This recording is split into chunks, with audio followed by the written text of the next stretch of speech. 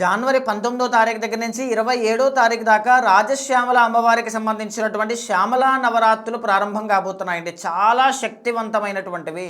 మీ జీవితంలో ఆర్థికంగా ఎదగాలి అన్నా, విద్యాపరంగా గ్రోత్ కావాలి అన్నా, ఉద్యోగంలో స్థిరపడాలి అన్నా, అడ్డంకులన్నీ కూడా తొలగిపోవాలన్నా ఈ 9 రోజులు కూడా నేను చెప్పిన విధంగా పాటించండి. పర్ఫెక్ట్గా రిజల్ట్స్ అనేటువంటివి కనబడతాయి. ప్రతిరోజు సూర్యోదయం కంటే ముందే నిద్ర లేవండి. 2 పూట్ల శ్యామల అమ్మవారి యొక్క చిత్రపటం దగ్గర కానీ విగ్రహం దగ్గర కానీ దీపాన్ని వెలిగించండి.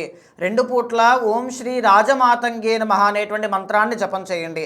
వీలైతే శుక్రవారము లేదా ప్రతిరోజు 9 రోజుల్లో గ్రీన్ కలర్ క్లాత్స్ అంటే ఆకుపచ్చ రంగు వస్త్రాలు ధరించండి.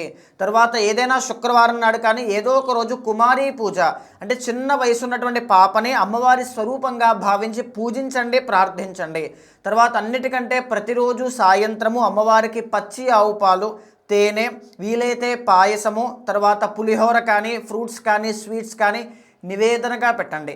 మీ మాటకి బలం పెరుగుతుంది, వాక్శుద్ధి అనేటువంటిది కలుగుతుంది, ధన ఆదాయం పెరుగుతుంది. ఏదైతే మొదటి రోజు సంకల్పం చేశారో ఏ ఒక్కరోజు ఆటంకం లేకుండా మీరు చేయగలుగుతున్నారంటే 100% ఆ కోరిక సిద్ధిస్తుంది.